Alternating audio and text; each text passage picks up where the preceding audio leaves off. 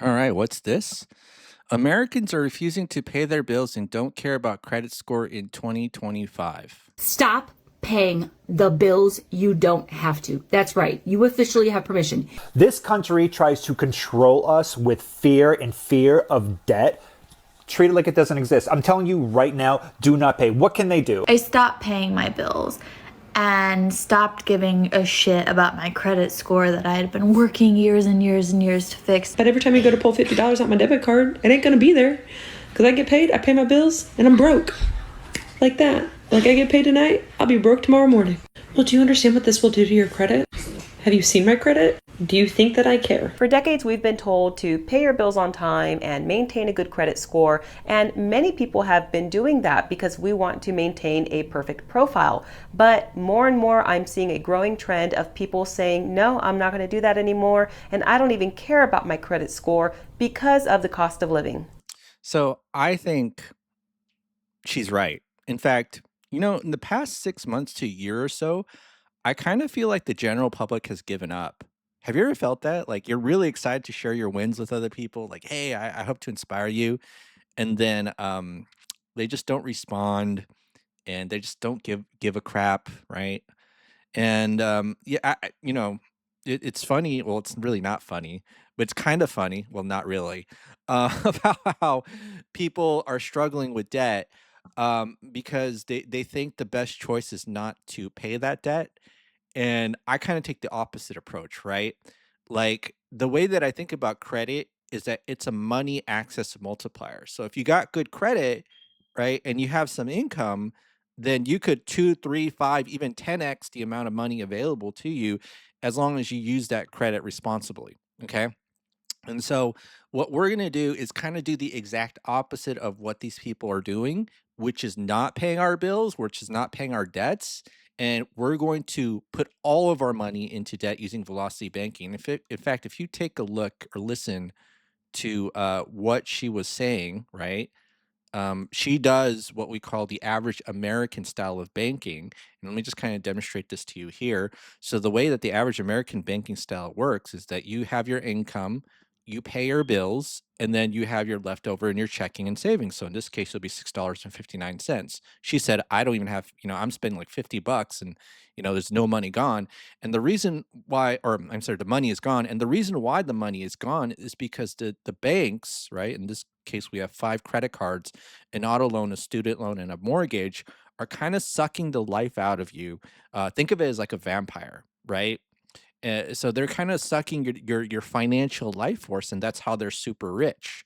And what we're going to do is we're going to kind of do the things in a different order. So instead of paying our bills and putting the leftover checking and savings, we put all of our money into debt and then leave nothing in the checking and savings, right? So let's just listen to her one more time. My debit card, it ain't gonna be there. Because I get paid, I pay my bills, and I'm broke. Yeah, I get paid, right? You see that? I get paid, I pay my bills, and then I'm broke. See that? See how that works? So what we're gonna do with velocity banking is we're kind of gonna pay our bills and not leave any money into the checking and savings, right? So this is going to be crazy for most people. Like, how can you not have any money in your checking and savings? Because what we're going to do is use our debt as our savings account, especially our lines of credit, right? And so if you want to take a look, a look how this looks like, how does this work? Cash flow versus savings. Well, if you take a look here, you see that in my checking account, you have money comes in, but I don't save it, right? Money comes in and it just goes right out. Money comes in, it just goes right out. See how that works? Money comes in, it just goes right out. Now, where does it go to? It goes to something called a line of credit, right? And one of the things we have to understand about banks is who do they lend to? They lend to money, or I'm sorry, they lend money to people who don't need it. And to a lot of people, it doesn't make sense, right? Especially if you're not familiar with the banking system. You have to understand the bank deals with human beings, okay? And human beings who need money from a very high level statistical average don't pay you back. And you probably know this from your own personal experience. I probably did this as a kid too. Whenever I told my friends, hey, I need to borrow some money, I never paid them back. But this was like in $20 or $10 increments, right? $1 to $2. It's not like, oh, I borrowed 100,000 and I never pay you back, right? Like I borrowed $1 to $2 as a kid and I never paid people back. But it's the same principle in general. When you need money, the bank knows, oh, this person's not going to pay us back. So they only look for people who have money and then who they can kind of drain the financial life force out of them. So think of it as like a vampire, right? So a vampire doesn't look for people who have no blood, right? They look for people with lots and lots of blood. And then once they've drained your blood, then they want kind of nothing to do with you. They'll stop draining it and then look for the next victim, which is how a bank works, right? So that's what we have to understand about credit. So I'm assuming once upon a time, they had money, right? Because they'll lend money to people who don't need it, and then they eventually got all of their life force drained out of them by the financial vampire institutions, aka the banks, right? And so now they're frustrated, kind of like a form of financial waterboarding. The bank doesn't want you to drown, but they want to feel like you're drowning, because the moment that you stop paying them, I'm tell you, the ultimate sin of banking is being 90 days late on a payment. Mortgage, key lock, credit card, you're 90 days late, it's over, right? You committed the ultimate banking sin, because the way that a bank makes money is small payments over time. And then they hope that you stack many, many small payments over time, right? Stack many small payments over time. And then all of a sudden you're out. So what we're going to do, okay, is assume we have something called a line of credit. And by the way, if you don't know who I am, I'm actually a poor guy pretending to be rich, because I don't have enough money to change my smoke alarm batteries. So if you hear the chirp of the smoke alarm, be sure to donate to the channel. Maybe one day I'll be able to change them. But I'm a poor guy who pretends to be rich. And by the way, if you don't really know who I am, and this is your first time on this channel, I paid off a mortgage in 2 years, in 9 months, in 2024. Yeah, I know, right? I don't believe it either, because it's almost 2026. Holy balls.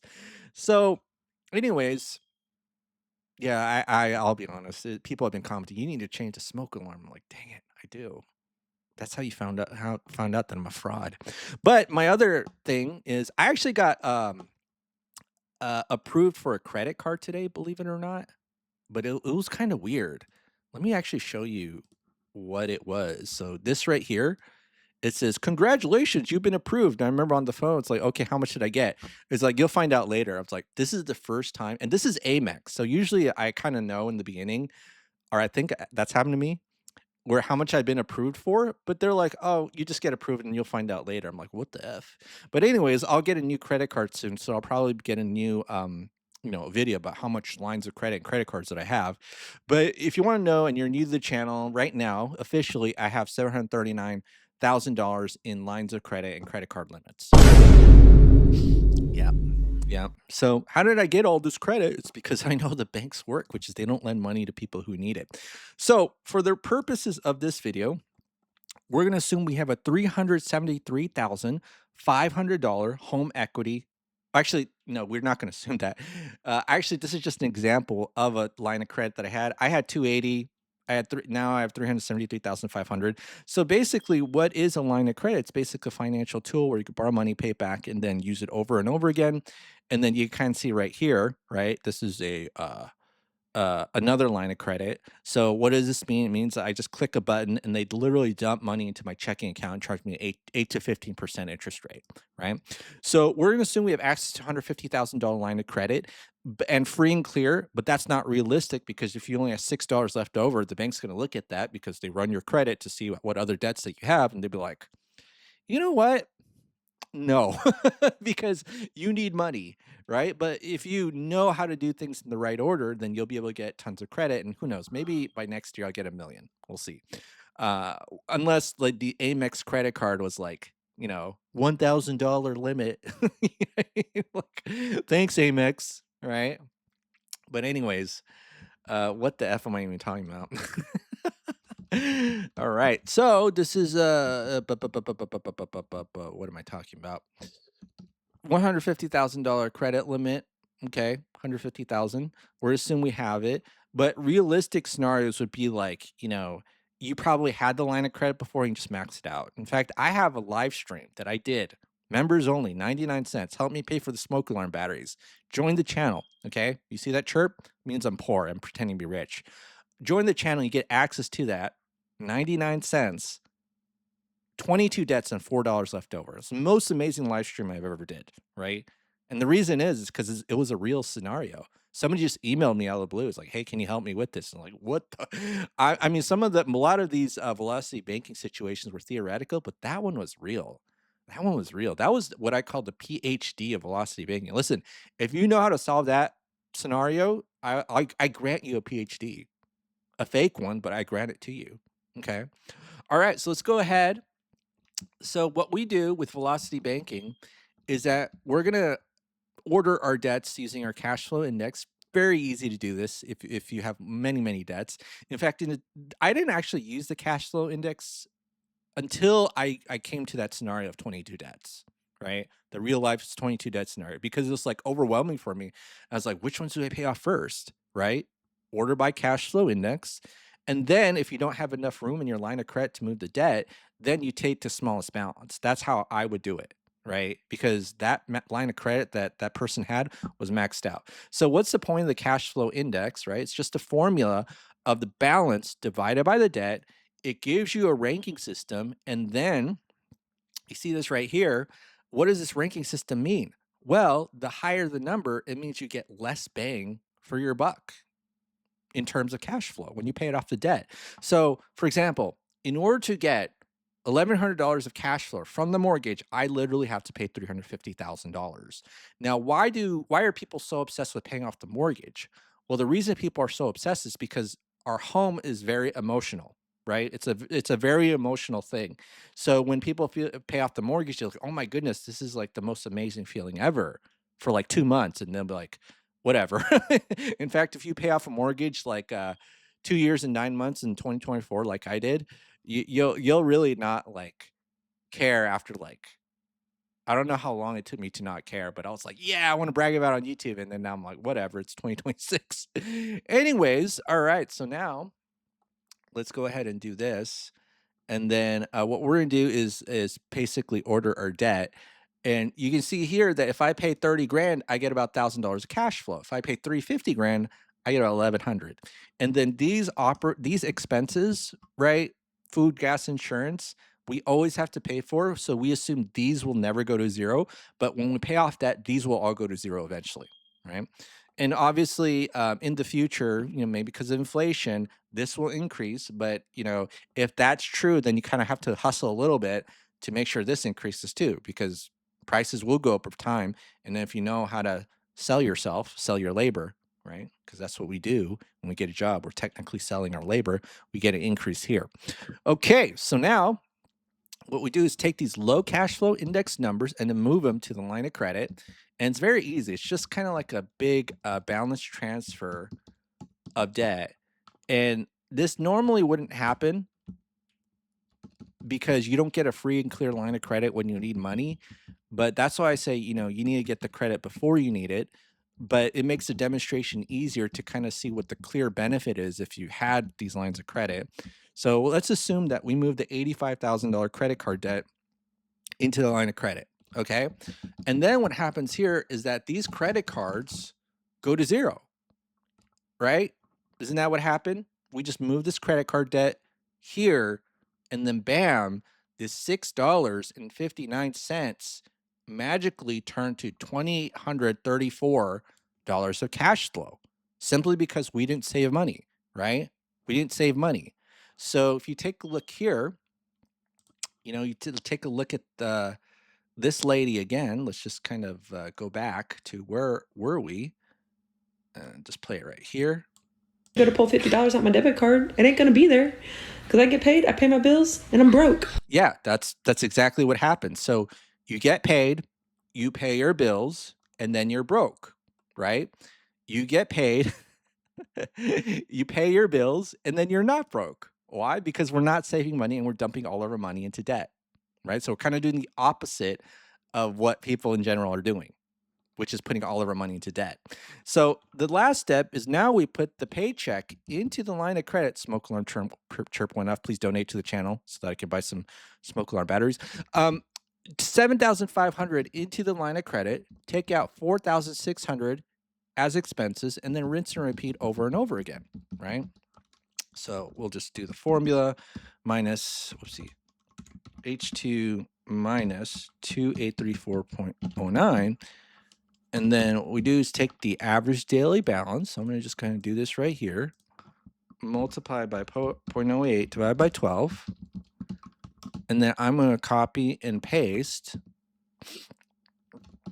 And then do this. And then in 34 months, right? 34 months, it's pretty much all gone. 34 months, right? 34 months, it's pretty much all gone. So now what we do is just right here, 34 months. Okay, so I'm going to do this and then 85K.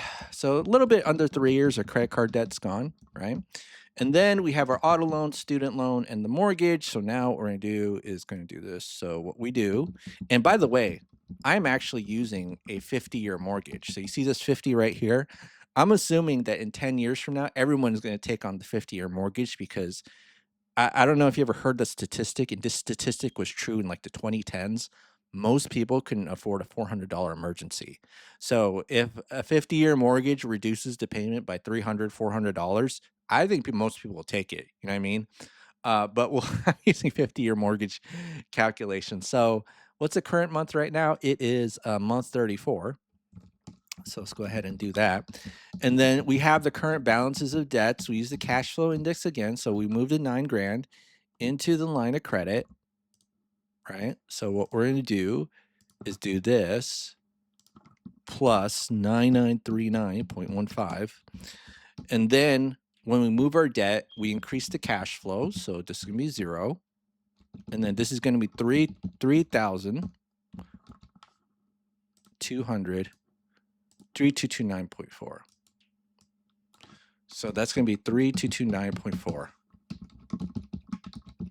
right, so now in 37 months, it was all paid off. All right, so now 37 months, it's going to be 85 plus 22. So we have 107K of debt paid off.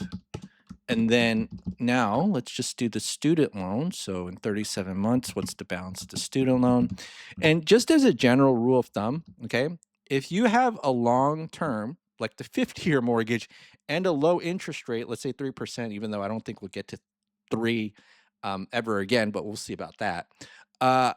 You don't want to move the whole thing into a line of credit, right? So the shorter the term, then low interest rate is usually okay, especially if you're kind of at the end. But usually if you have a comparably high interest rate and a long term, I'm sorry, a low interest rate and a long term and you move into the line of credit, that's usually a no-no. So what we're going to do is something called chunking. So let me just kind of show you here is that we're just going to move a piece of the loan into the line of credit, right? Into the line of credit. So what we do is we put our income and their expenses are everything except for the loan payoff. So we're going to take these two, the mortgage or the loan payment, I'm sorry. And that's going to be 3326.92. So we're going to pay the student loan. So that's going to be 943.67. And then the living expenses is 3326.92, 3326.92. And then what was the debt? The initial debt, 85,000 is 6%. And what's the current balance? It is 63,976.69. 63,976.69. So we paid off in 1.4 years. So what's 1.4 years? Let me. Is that right? Yeah, 1.4 years. Okay. 1.4 years. So 1.4 times 12. So that's about 17 months, right? 17 months to pay off the debt. Okay. So just do this right here. So 37 plus 17. Okay. So 54 months. hold on, is that right? All right, so now this is 0, and then this is going to be 192K, 192K, I believe. So equals 107 plus 85. All right. Okay, so now do this. Okay, so now the final one is the mortgage. So this chunk amount is just how much we're moving from a loan to line of credit and then repeatedly paying it off over and over again with our entire money, right? Entire cash flow. So we'll just kind of do the same thing here. So this is going to be 2,200, I believe. This is going to be a 50-year mortgage, so 3%, 350,000, and then 50 years, right? And then at 54 months, what's the current balance? It's 335. 335, 454.67. 454.67. And then the payment amount is 1126.92. And then bam, this gets paid off in 5.8 years, right? So the moral of the story is that if you kind of do comparisons, you want a higher interest rate and a lower purchase price versus a high purchase price versus a lower interest rate, right? A lot of people are in love with low interest rates, but really you want a low purchase price and a high interest rate. And the way you do that is by getting a discount on a property. So for example, you have a property for 320 or 330, you buy for 200. Okay. If you have a property for 200, you buy it for 100. If you buy it for 100, you got to buy it for 10,000. I'm sorry, I'm getting my words mixed up. But my point is, if you want to succeed in real estate investing, it's not about getting a low interest rate. It's about getting a discount off of them, what they call the market value, estimated market value of the property. And it took me a long time to understand the term market value because in my mind, and this is when I was like really new to real estate, it just did not make sense that the value of a property would just be based on comparable sales. Like, why would a shack in San Francisco be worth $1 million? I'll pay $1 million, in my mind, in some, hole in the Midwest if it's a mansion, right? But that's just not how real estate valuation works. It's just based on comparable sales. Like, what did the other property in the area sold for? Especially if you're dealing with residential. Now, if you're dealing with commercial, it's based on something called a cap rate, and that's really not intuitive either. Like, if you have a high cap rate, okay, it means that your property is probably in a junk area, right? So cap rate doesn't mean anything either. Okay, anyways, so do this, do this, and then so now it's 192 plus 350. So that's 542K paid off, and then 54 plus 5.8. So 54 divided by 12. So 10.3 years. 10.3 years, right? 10.3 years. Debt free. Okay. Not bad. Not bad. I mean, 5 years. Yeah, that's cool and all. 5.8 from a 50-year mortgage is cool. I swear in 10 years, you'll be like, oh, how's your 50-year mortgage? Because people don't know how to, do this. Okay. All right. Well, that's it for today, folks. This is Korean Lanta Mentorship here with another Velocity Banking video. Have a great day. And I don't know what else to say. What else do I say here? Join my cult. Click the Google form link below. Pay me money. All right. All right. Have a great day, and I'll see you on the next one.